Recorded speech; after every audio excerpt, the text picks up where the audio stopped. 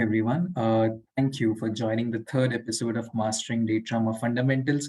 It's always a pleasure to digitally meet Datorama enthusiasts through these sessions, and I really hope that by end of today's session, we Decision Foundry would make you feel better equipped with concepts and features that you can use more often in your Datorama implementations. So without further ado, let's get started. I'll share my screen. All right. So the dashboard that you see on the screen right now,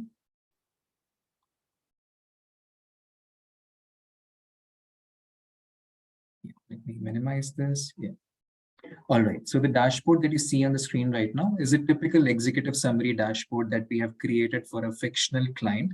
It has data flowing in through different channels. So we have paid search, organic social, and email marketing. And allow me to take you through this dashboard in detail. So as you can see, the primary KPIs in the dashboard are rolled up at the platform level, right? And just like any other summary dashboard, we have created sections for each channel. So we have a section for paid search with few KPIs and insights in it. We have a section for email performance with few KPIs and again, few insights in it. And a similar structure is being followed for social media as well. Right now, whenever we come across this requirement of building a executive summary dashboard or a cross-channel dashboard, the very first challenge that we run into is how do we establish a link between these different data sets? We have data coming in through different channels, through different platforms, through different consoles. How do we blend all of these data sets together? So let's try to understand this problem statement a bit deeper, right? Now, let's assume that you had to place your Google Ads data or any traditional paid search data right next to your organic social or email marketing report. Now, the very first thing that would strike you, even without looking at the data set in detail, would be the way the data is structured in each of these platforms is very different. And the hierarchy that each data set follows varies a lot when you compare one file with the other. Now, what do I mean by the term hierarchy? When you take a paid search report, it could be a report or an export from Google Ads or Bing Ads, you have your report broken down by day, by campaign, campaign splits into ad groups splits into ads or keywords. So that's one hierarchy. And we can't expect that same hierarchy to also be available in organic social or email marketing, because the other two reports are completely different. They belong to a different channel and they have their own hierarchy that it follows, right? When we talk about organic social, your data traditionally is broken down by day, by the name of the social post and the link to that social post, and you will have regular post engagement metrics. Similarly, when you talk about email marketing report, again, it follows its own hierarchy where your data is broken down by day, by email subject, who sent that email, when was it sent, and regular email performance metrics, right? And that's a challenge. It's a challenge because fundamentally, if the hierarchy itself along these, across these different data sets varies a lot, then how do we establish a link between these data sets? How do we blend these different data sources together? So that's the challenge that we are trying to address in today's session, right? So let me take you through the dashboard again. All right. So the dashboard that you're seeing here, as I initially mentioned, not only we are rolling up the data at the platform level, but we are also trying to roll up our data at some broad categories or classifications, right? So here, those broad categories or groupings could be brand, activity type, and activity. So the idea is to identify some broad categories or classifications or groupings that are applicable to each of your data set from different channels, summarize your delivery data and engagement data alongside these broad categories and groupings. Now, what are these broad categories and groupings? It could be something that you most commonly observe in any of your marketing data sets. It could be campaign tactic, targeting tactic, campaign vertical, business type, business model, buying model. It could be any of those broad categories or classifications that you commonly observe in your marketing data sets and is consistently applicable across all data sets, right? Now, in this example, I'm using these categories that are brand, activity type, and activity. Now, what do we mean by these categories, right? Like, how is it relevant in this dashboard? Now, initially I had mentioned that this dashboard is created for a fictional client. So let's try to understand this client quickly. Now, this client owns a sports equipment store, right? And naturally, they deal with sports equipment or sports gear for different sports activity. And these equipments or gears are manufactured by different brands. So our client, they have incorporated 7 brands in total. So there are 7 brands here. Let's say I filter for one brand, that is Armored Run. I would see all the activity types for which they manufacture these sports equipment or sports gear. So let's say I'm concerned about outdoor based sports equipment or activities. Then I would see all the activities that are outdoor in nature. As you can see now, it's all filtered down to fishing, climbing, horse riding, basically the activities that are outdoor in nature, which also shows that all of these drop-down filters have a cascading effect in play, which means when you select one option in the drop-down filter, the options available in the upcoming drop-down filters will narrow down accordingly based on the previous selection that you make. So there is a cascading effect in play. Right now, you may ask me, what is the benefit of actually buying or stitching our data from different data sources or different channel using these broad categories and classifications, right? So initially, when I was taking you through this dashboard, there was this one section that I went past through very quickly, and that was the brand and activity performance section. Now, the idea behind creating this section was to identify top performing brands by any metric, be it from any channel, right? Now, let's say you want to identify top performing brand by number of social posts that were shared for that brand. You can do that here. So all you need to do is select brand as one of the dimensions, select social post shares as one of the measurements, and you can identify top performing brands based on that, right? And this social post shares is coming through your organic social data set. Now let's make it a bit more complex. Let's say you want to identify top performing activity types by number of promotional emails that were clicked by an end user. We can do that as well.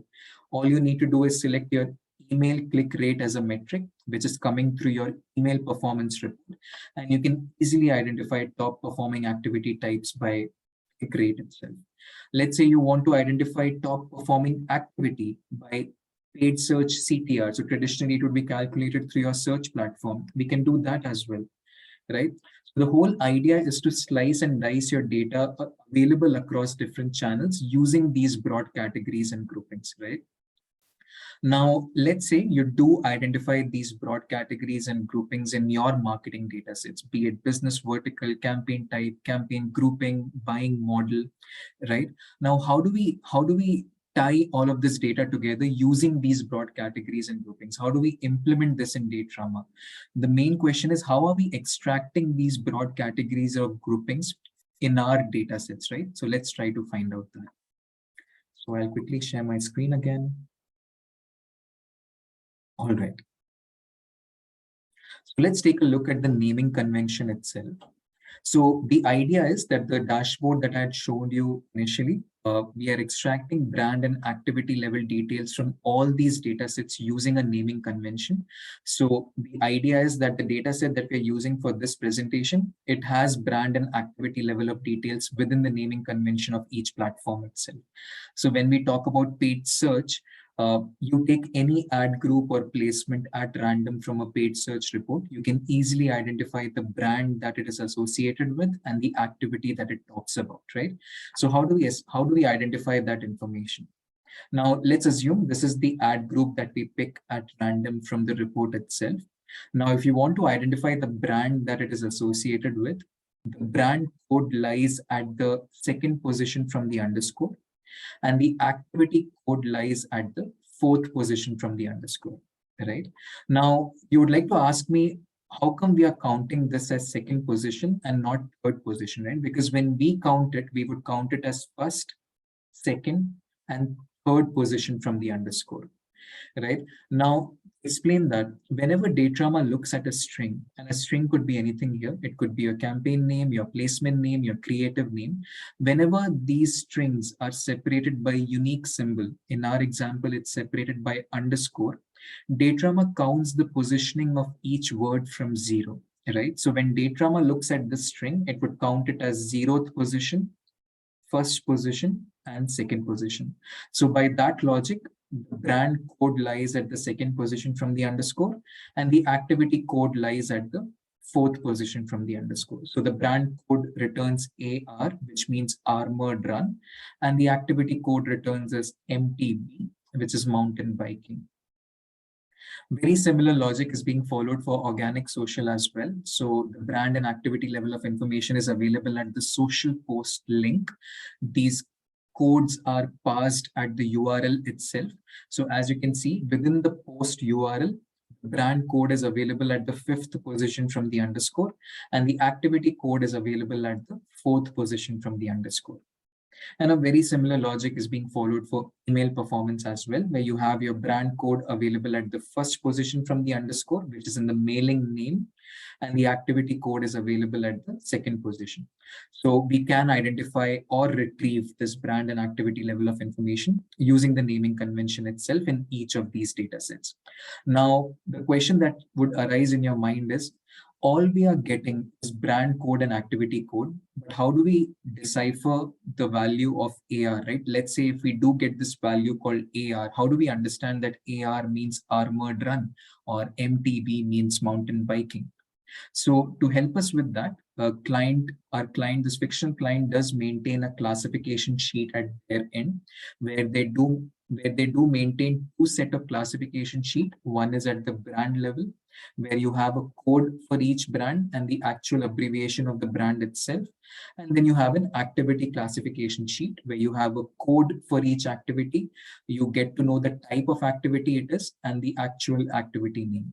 So you do have these brand and activity classification sheets available, right? So the idea is to implement or utilize these sheets in our Datorama implementation itself.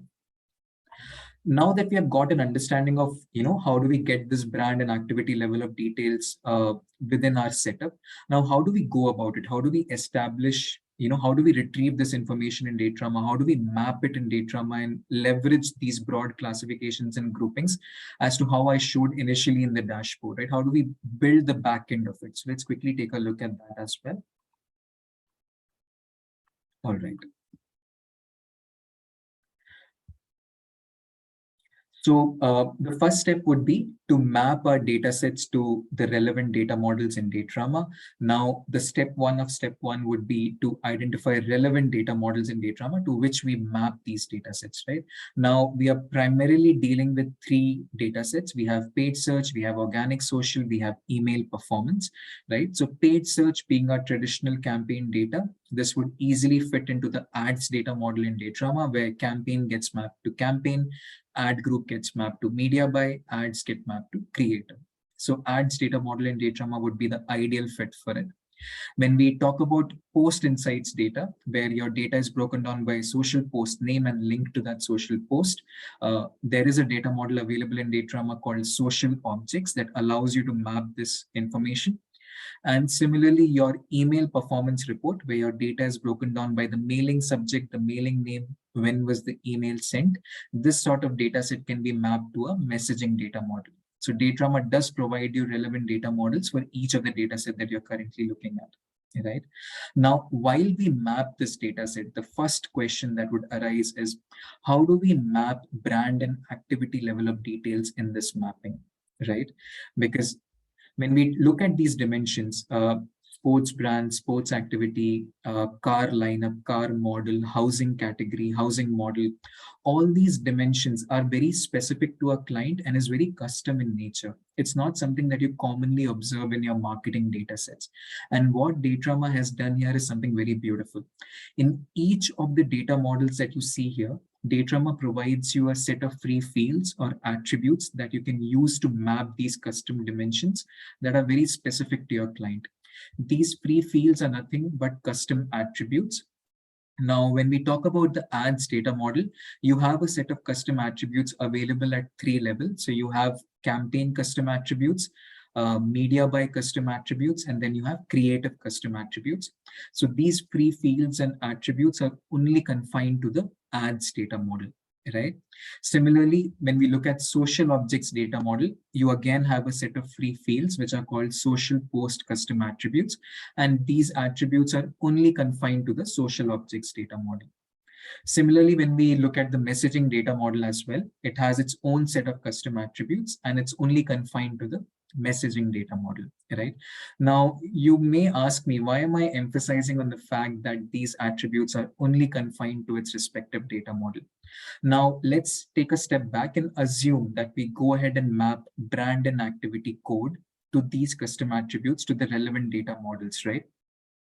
Now, I can't expect a custom attribute from an ads data model to interact with the custom attributes of a social object data model, or I can't expect a custom attribute of social objects data model to interact with a custom attribute of messaging data model.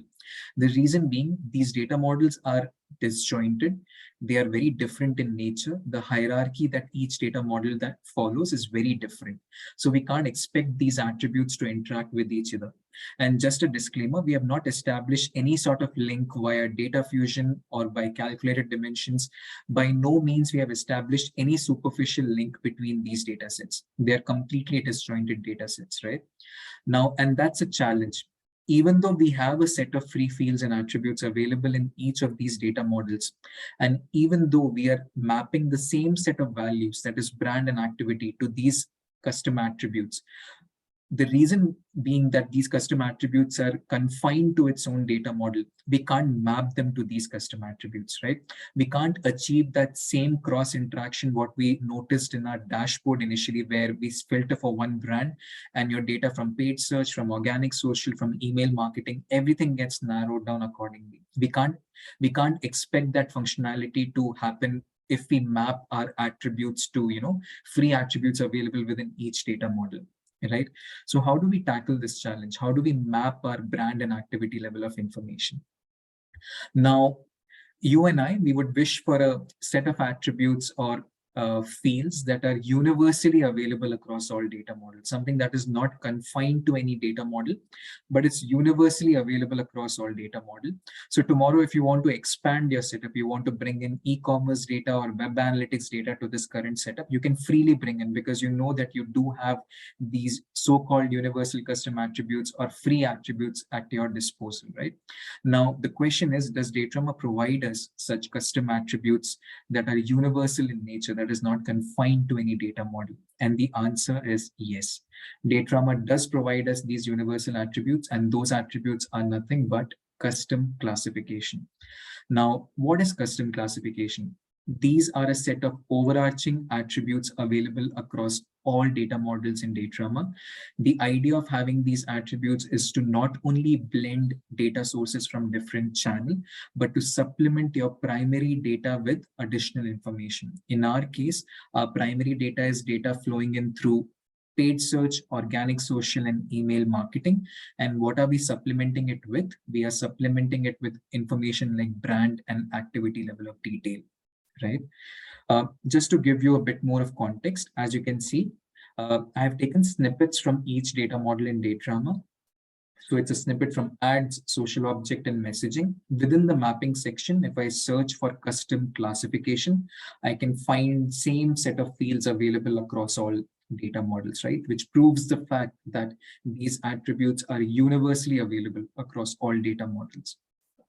Now we know that custom attribute seems to be like a right pick for us, and we would readily jump to it as the right attribute where we can map brand and activity. But before we do that, there are few checks that we need to perform. So what are those checks? Number one, we need to make sure that brand and activity level of information in our data set is available at the main entity level. If that's true, if we do get this brand and activity level of information at the main entity level, does the brand and activity level of information maintain a one-to-one relation with the main entity key? Now, I believe there's too much to absorb. You may ask me, what exactly is main entity key here or main entity level here? I believe this diagram would help you understand this much better. Now, each data model in Datorama has a primary key associated to it, and Datorama calls it main entity key. Everything in a data model is designed around this main entity key, right? So when we talk about ads data model, the media buy key is the main entity key. So as I had mentioned initially, if you do go ahead and map your paid search data to the ads data model, so media buy key would essentially be mapped to a placement ID or an ad group ID, right? And to simplify this, what I'm suggesting here is your ad group or a placement from paid search should only be associated to one brand and should only be associated to one activity. At a certain point, like a one placement should not be associated to more than one brand, which means a placement should always have a one-to-one relation with brand and one-to-one relation with the activity type.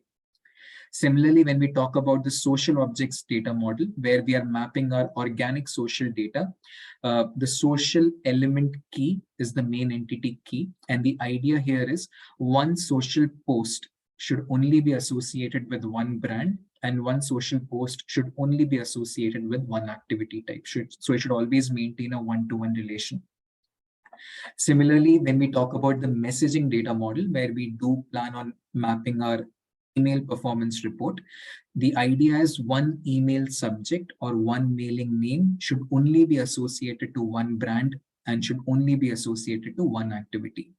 Now, there's a lot of checks to be performed, right? How do we make sure that our data set does follow or adhere to this rule of one-to-one?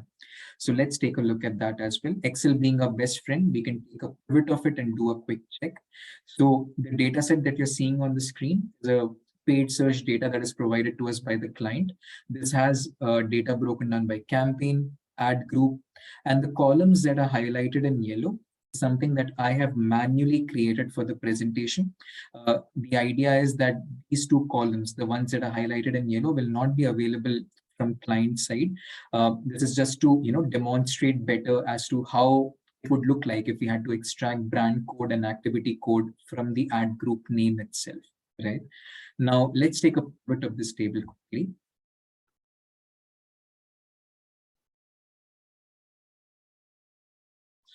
Yeah. So what we are doing here is we are checking whether one ad group ID has a one-to-one relation with the brand code and one-to-one relation with the activity code. Let's do a check with brand code first. As you can see, I have this populated brand code below the ad group ID. And as you can see, one ID is only associated with one brand code. At no point there is one code that is associated to multiple brand codes, right? So it always maintain a one-to-one relation. We can do a similar check for activity as well. Let me remove brand. Let me include activity here. As you can see, one ad group ID is only associated to one activity code. Let me scroll it till the end. All right, so that proves that it maintains a one-to-one relation, right? Let's do a quick check for email performance, our report as well, right?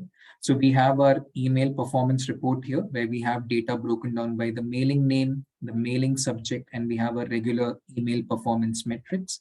Let's take a quick bit of this as well.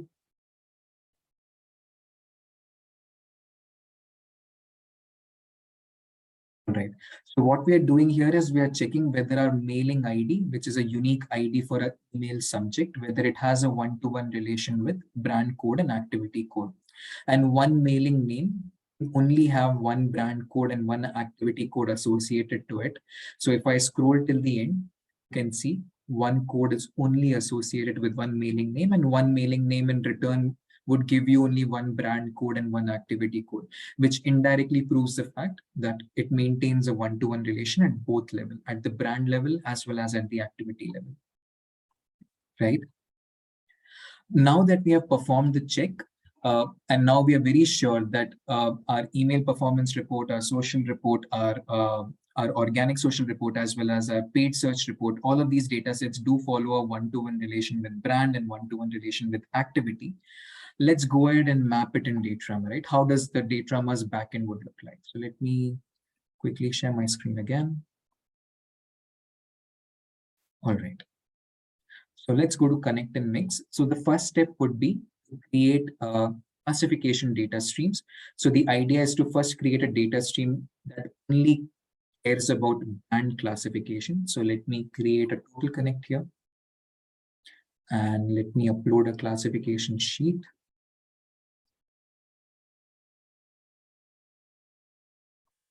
All right, and I'll rename this as my brand classification stream, right? And as you can see, it's very similar to the initial classification sheet I had showed you in the presentation itself, where there's a code associated to each brand and the actual name of the brand itself. Let's go ahead and map it to total connect stream.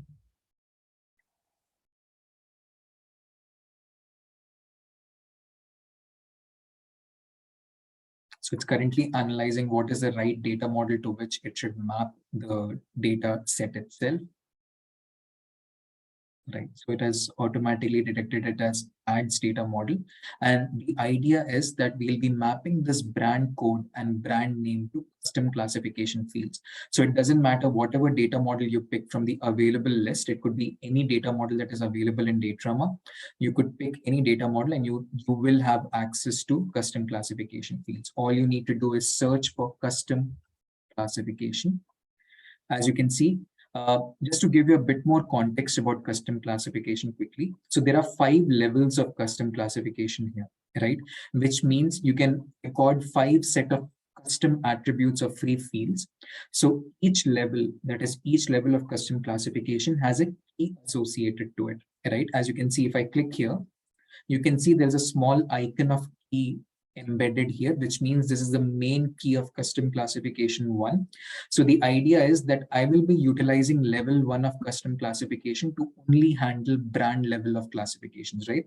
So my level 1 key will get mapped to brand code, and I'll just rename this key as brand code. Right? So I'll rename it as brand code, save it, apply.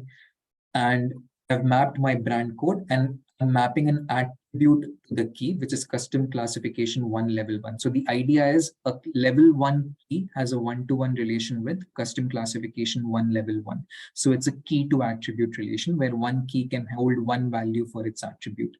And the attribute will take care of brand name, right? So I'll just map it as name. I'll rename it as brand name and I'll save it, right? That's pretty much it. Just to this data stream will only take care of brand classification. I'll hit create.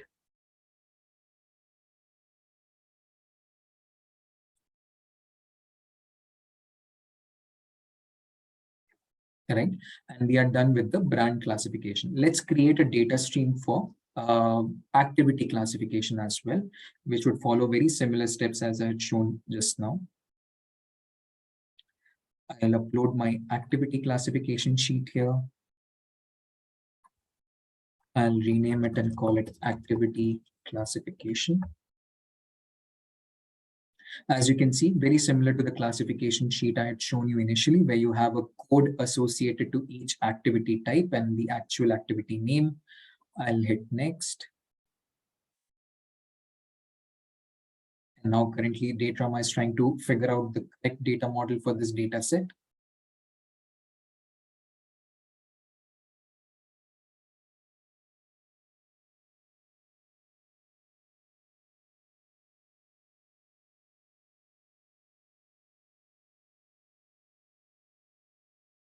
Right, and we'll quickly, as I had mentioned initially, so the level 2 of custom classification will only take care of activity code and activity description itself. So I'll use custom, so I'll search for custom classification again, right? I'll not map any field from custom classification 1 because I've reserved level 1 only for brand level of detail. I'll minimize this. I'll look at custom classification 2. I'll map my code here. So I'll wrap, yeah, so I'll take my code here. I'll map it. I'll call it activity code. Right.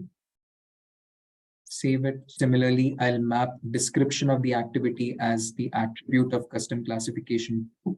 So I'll map it as custom classification 2 itself. So as you can see, there's a first attribute of custom classification 2. I'll select this, map it as activity description, save it. And similarly, I'll use another attribute of level 2 that will take care of the actual activity name, right? So I'll just map it to activity name, call it activity name. All right. And we are done with the activity classification sheet as well. I'll hit create, right? And the idea is on a ongoing basis, like the client, if they plan on maintaining the solution on a long term, then they go ahead and schedule their classification sheets with new brand values, new activity codes or activity types as an email to these data streams, or maybe as an FTP, or maybe as a Google Drive link. So any of the means is possible to keep updating these classification data streams. Now that we are done with creating this classification data stream, if you do want to check how these values are recorded in Datorama at the backend, within Connect and Mix, you can navigate to Dimensions and you can look at Dimension Explorer, right?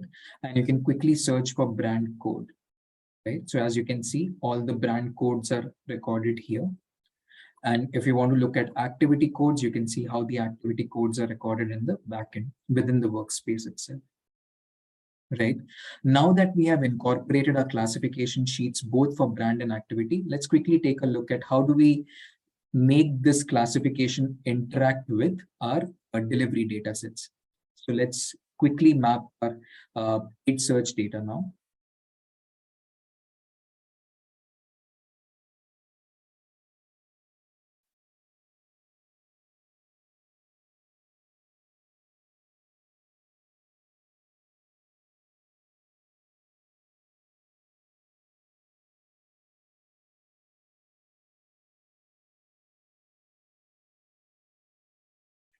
Let me reload the page. I'll hit on create new. Click on total connect. I'll upload a paid search file. So I'll just upload one file from here.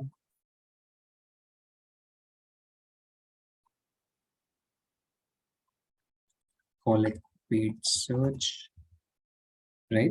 And it is a regular paid search data. I'll hit next. Now Datorama will analyze the file and try to arrive at the relevant data model. It has detected that it should get mapped to the ads data model. And it has automatically mapped a lot of fields to the relevant field, like a lot of columns to the relevant Datorama fields itself. Now, all we need to do is make this data set interact with the classification streams that we have created earlier. Now, how do we make this interact with those classification data streams? As I had mentioned initially, when you take a look at paid search data, you take any ad group or placement at random, you can easily identify the brand code or the activity code that is associated to that placement. So all we need to do is extract the brand code and activity code within this data stream, and it will automatically start interacting with the classification data streams, right? So let's search for brand code. I'll hit here. So I'll use an extract function within Datorama that will allow me to extract the brand code using underscore as the separator.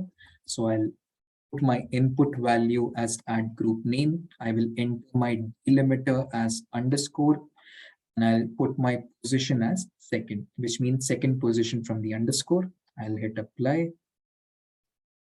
Similarly, I'll search for activity code. Again, I will use the extract function, use add group name as my input, use delimiter as underscore, and use fourth position from the underscore, right? Now, just as a best practice, what I would suggest is normalize the uppercase or lowercase of each of these extractions so that tomorrow, if an ad ops person by mistake enters a lowercase or a proper case value of these brand codes or activity code, you kind of take care of it in advance and streamline all of your values to an uppercase or lowercase. So you can easily do that in Datorama. You can surround your entire formula using an upper function, which will make sure that all of your values are in uppercase at all times, right? Similarly, let's surround this as well in uppercase. And that's pretty much it. I'll hit create.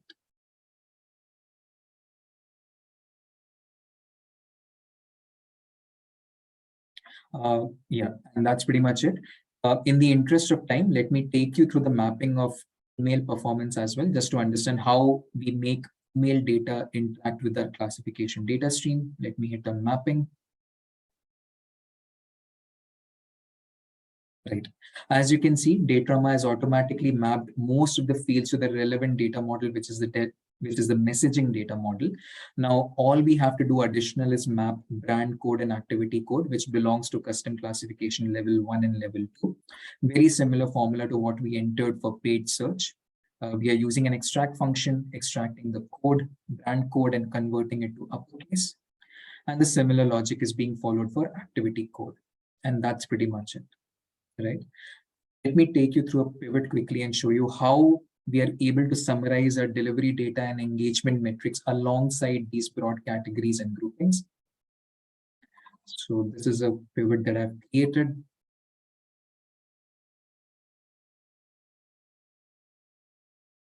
Right? As you can see, alongside activity type or activity description, I'm able to summarize my data coming in through paid search, email performance, and organic social, all in one row, right? If I want to see data broken down by brand, I can do that as well. As you can see, you have data coming in through different channels, all summarized at the brand level itself. So this is one of the best ways where you can summarize all your data using these broad categories and groupings. What I would also suggest is you may also look at other options in Datorama to achieve the same output. The beauty of Datorama is to solve one problem statement. There are different ways. Now the idea is to basically weigh your options, which one is best suited for your implementation. Custom classification is ideal for workspaces or Datorama implementation that requires querying large amount of rows, right? If you have several data streams and millions of rows that has been recorded for a year or so, and you do know that each operation and dashboard would require millions of rows to be queried, then custom classification is the right pick for you. The reason being, all the values that are recorded in custom classification are not recorded at the data stream level, but it's recorded at the workspace level. So tomorrow, if you go ahead and delete your custom classification data streams, the one that we just created, Datorama will still hold these values, right?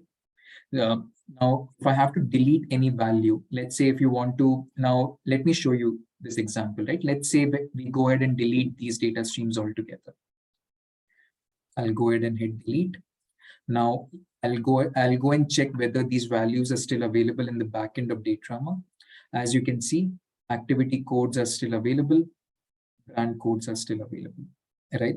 So if you want to get rid of a brand code or an activity code that was maybe indirectly recorded in your setup, you can click on that brand code which is not relevant to you, and you can hit delete from here itself, and you can delete it from the system itself.